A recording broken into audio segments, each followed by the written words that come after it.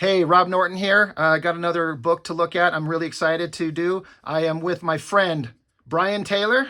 Hey. He's here. We're going to look at the book, a couple of books. You actually might want to get closer a little bit. We're doing our editing as we go, just for the volume, the voice control on it. These two books right here.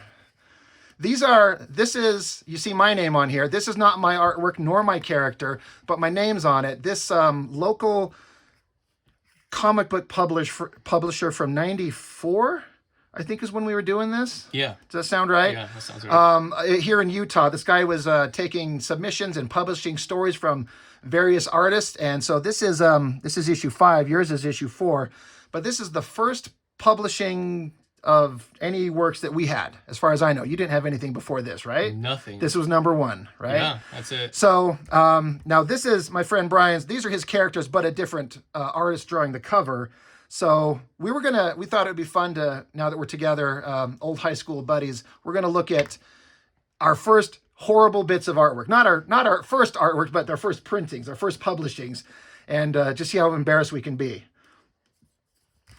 What do you say we look at yours, Brian? Oh boy. Are you excited?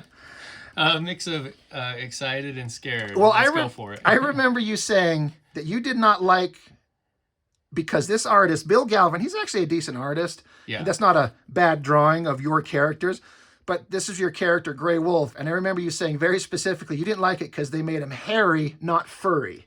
Right. He looks like a human that's maybe like a werewolf that's... Right. Yeah. Which he's is... got very hairy hands and some claws. That's not what the character was, and he didn't quite get it right. I remember you were being very frustrated about it. I like how you signed it for me to my chum, Robert Norton. That's right, yeah. Back in the day. We were still in high school, so that feels like a million years ago. Because it was. It pretty much was, wasn't it? So, let's get into this. Yours is the first story right in there. Shadow Tech by Brian Taylor. I remember seeing these original pages as you were drawing them. And as we've all discussed here, we got our other friend here with us, but we were all discussing recently how we always thought you were the best artist of us all. And looking at this compared to what I did at the time, you were by far the best artist of us all. I know you might see otherwise. You had a tighter control of line work and anatomy and storytelling. I don't know. It's debatable. It's hard to say. I know when you see your old stuff. Yeah, it's all I'm seeing are the mistakes. And believe me, when we look at mine, it's just even worse. But you were even doing like interesting stuff with like lettering. I had no interest in it. I hated lettering.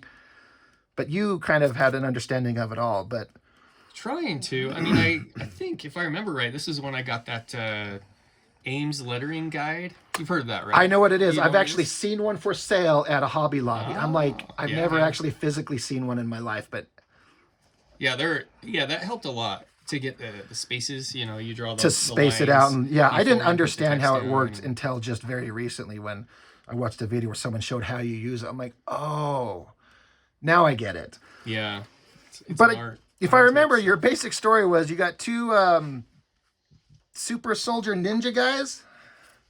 All right. That's the Ames lettering guide, in case anybody out there was wondering what that is.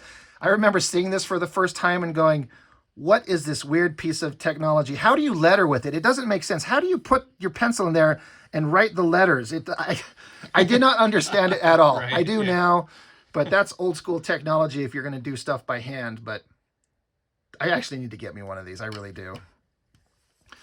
But anyway, your character. So what were they?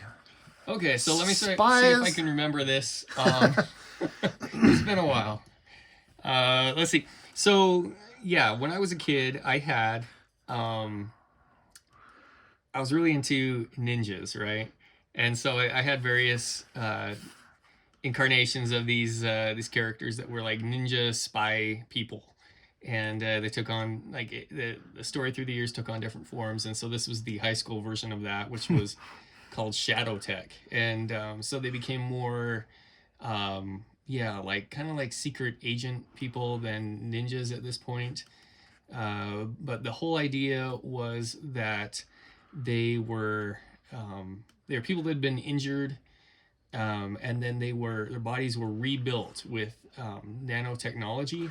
Oh, okay, I remember that. Yeah, which at the time was really fascinating to me, that you could make microscopic robots that could go in and actually make changes to the body, or be little like machines that would build things inside your body, and Right. super fascinating, and sort of based on reality. There's some truth to it. I don't yeah. know what the current state of the technology is, but Yeah.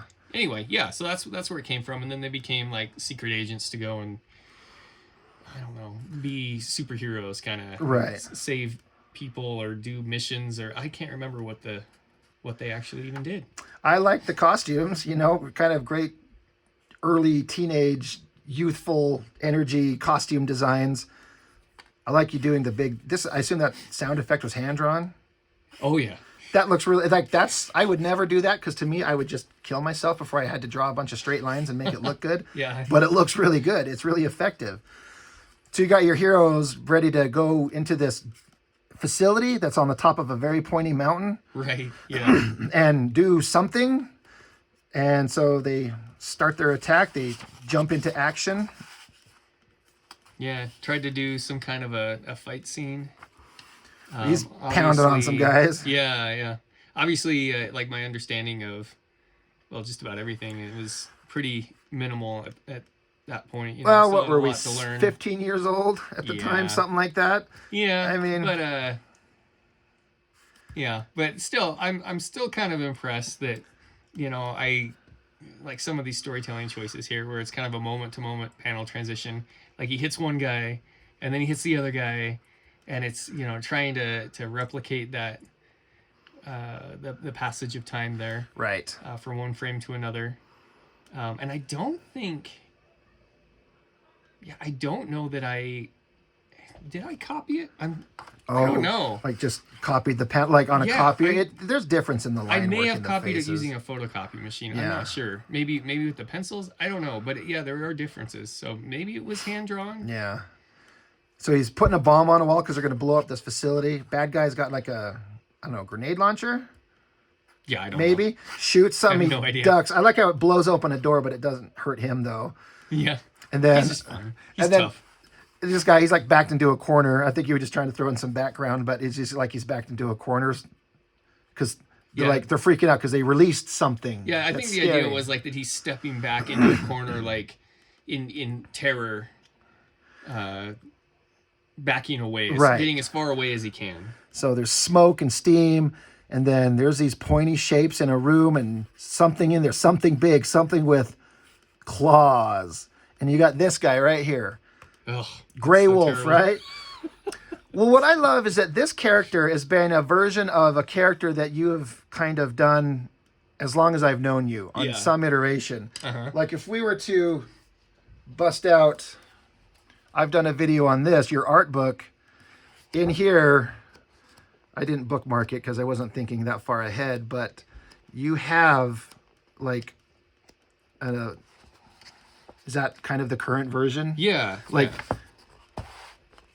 yeah, that's a little closer to how the character looks now. right. Not a standing humanoid creature, but an actual, just like an animal. But you Just a kind of wolf, took yeah. that character from this to this, which I think is brilliant. It's like a character that's been with you your entire, Right. you Yeah. like, The personalities kind of stayed the same, but the character has designs. changed pretty wildly Yeah, over the years. I think it's great because every time I see it, I know what I'm looking at, like this character that you've kept in here with your works. I know there's more in here. I probably shouldn't just waste time trying to flip through, but I'm just kind of enamored by your work again. Is that him again? Yeah, that is him. Again, taking your character from this when we were a teenager to grown adult and refining.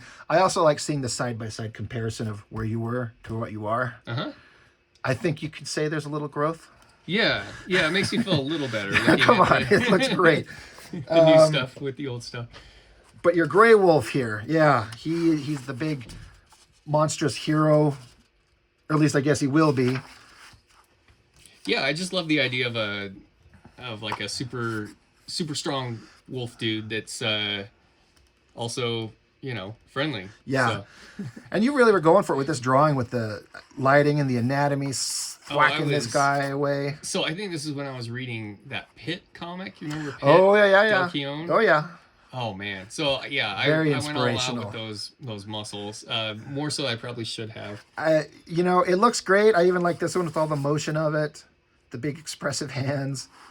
I don't know if I know you brought a copy of this, but I don't know if yours has it. This printing has like a fold that happened in the paper. Oh, weird.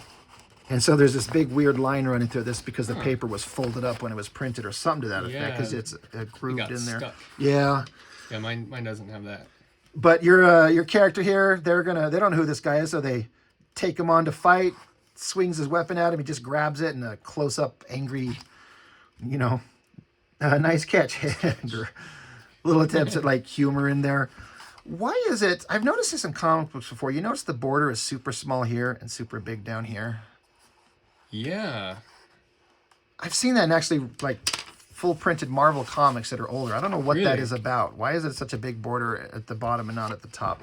Yeah, I've noticed in comics that they do generally have that. There is more, but not that much. Is it because they That would put the seems numbers of the excessive. pages down I here, think maybe? So. Yeah, I think so.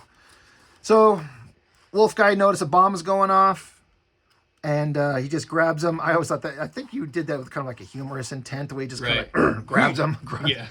grabs the other guy, bomb ticks to zero. I always thought that was a pretty solid drawing, the explosion and the landscape of it. Yeah, it still kind of works. works. Okay. And then your go second with it. panel is like, are these people in trees peeing? No. How'd you know? You're like, that was a secret in there. So explosion. So then it cuts to Washington, D.C., 6:30 a.m. the next morning. And the two heroes have taken the wolf guy back to their place and put a cape on him and a belt and pouches and gave him a whip. They gave him a whip. A whip. What was my idea? Why did I want to give him a For some whip? reason, you wanted your giant wolf man to have a whip and an awesome little wicked sweet like metal badge over his cape. I was going for kind of I guess it was to be like an iconic superhero, but he just happens to be a wolf. And I don't why know. the whip. I don't know that this was ever anywhere except right there. Yeah, Because you've done other I books. don't know that I ever used Yeah. that. I think I nixed the whip after this. I remember not thinking I thought it was a great idea because I didn't get it. But with Indiana Jones? You know Maybe? what? I think it was to do like a Batman thing. I was really into Batman at the time, Right. but to do it with a wolf. And so he was going to use it to like swing with, like Batman does with his grappling hook. Gotcha. I think that was the idea. I'm not entirely sure. Oh, it's only been since 1995. Yeah. So yeah, that's just your first short little story. There's some other stories in here by other artists. Honestly, none of these were quite as interesting. Like this guy, this artist, this is that the Bill Galvin guy. It's that's all Bill Galvin? very solid. Okay. I don't even say there. It's very solid and more traditional, but it's boring.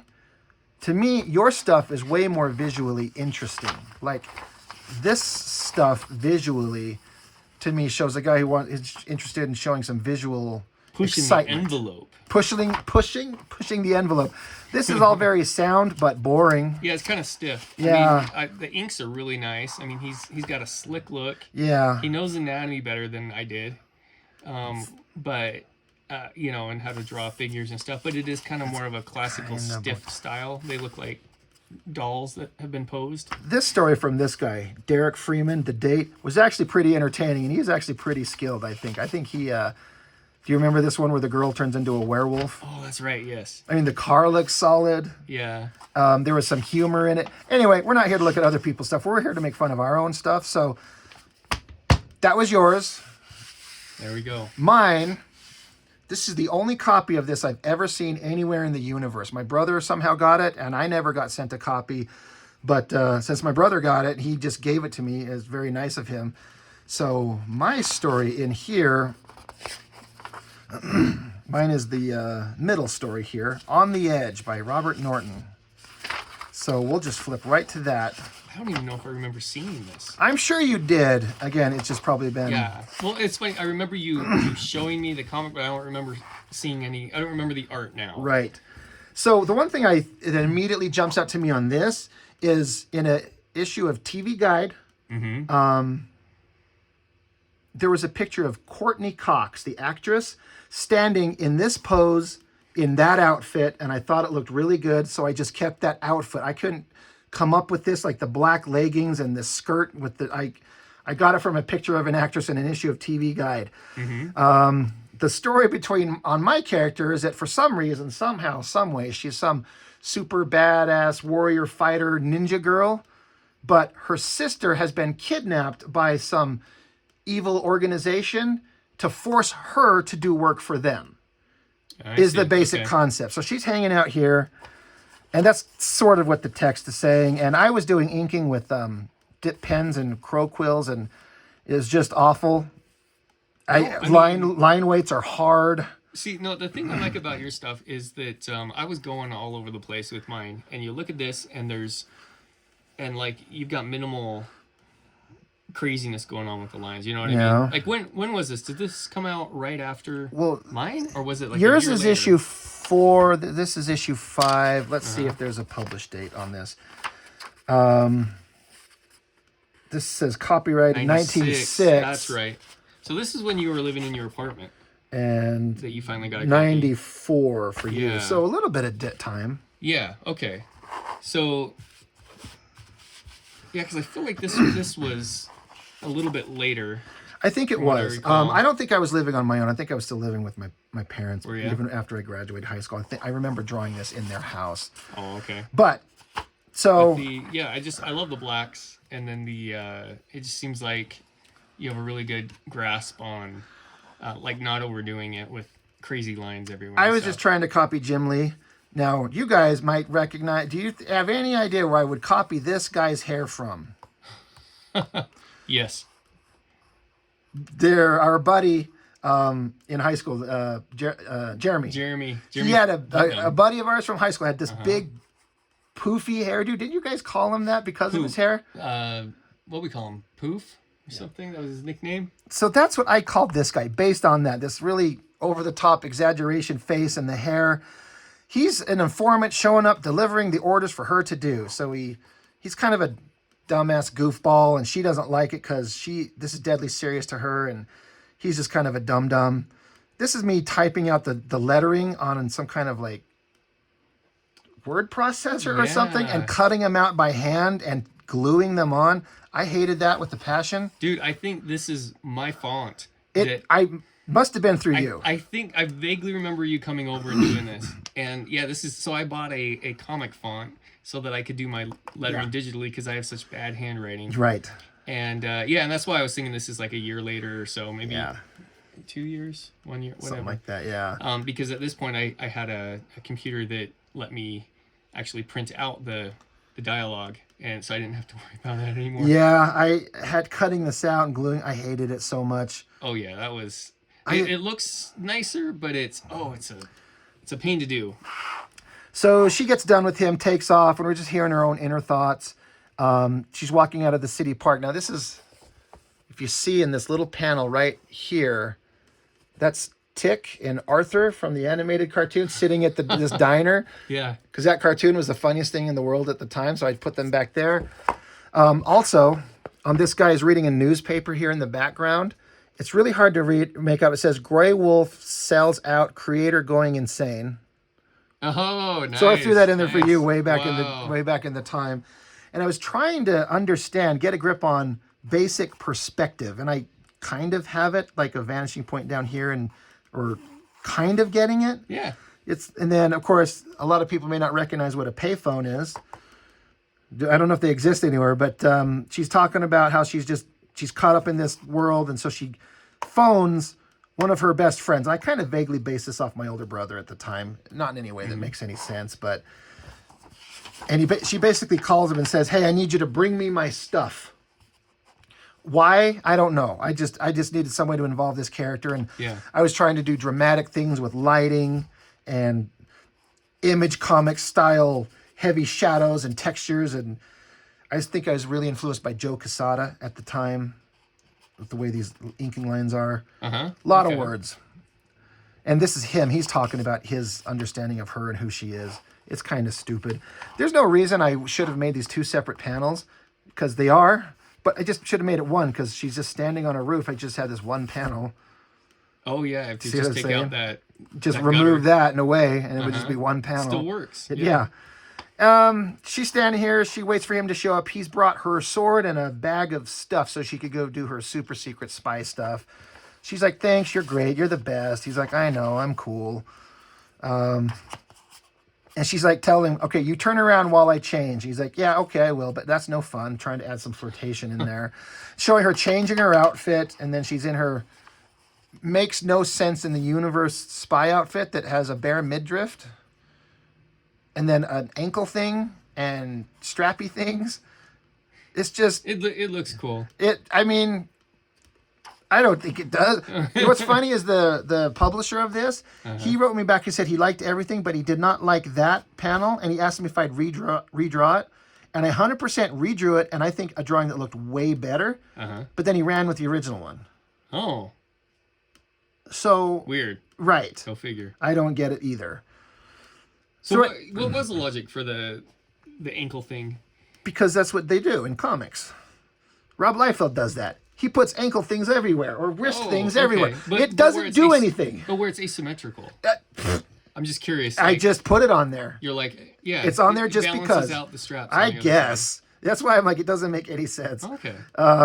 And then she pulls her hair back. That was kind of a hard panel to do, to show her like her arms folded up behind her head to pull her hair back into like a ponytail behind her. Mm-hmm. She suddenly got kind of manly looking there. And then she's pulling out her sword. I kind of like the concept of this drawing where she's like pulling it out and we got the blade in front of her face. Man, anatomically, both of these are just really funny looking. But she thanks him for bringing her stuff and supporting her, and she's lost in thought how she's got to go do this stuff. She's got to stay the course so her sister won't get killed, and she'll find a way out sometime. But until then, she's going to do whatever. Yeah. I was just making the love stuff how- up as I went. I love hearing you narrate these things. Like, They're going to go do Your a own- thing, and I don't know. Who Yeah. cares? So that's my first published work. it's awesome. It's a artifact that means a lot to me, but you can't help but look at it and be embarrassed. But I think that these were really fun. These books right here. Looking at our old work, it's good to have a sense of humor about our stuff. Yeah, well, and it was an exciting time, and we had so much enthusiasm making these things, and We were so knowing excited. that they were going to be Yes. published in some form, even Yes. if it was black and white on some, Hell, some I've indie never moved thing. on from black and white. Right. That's all I do.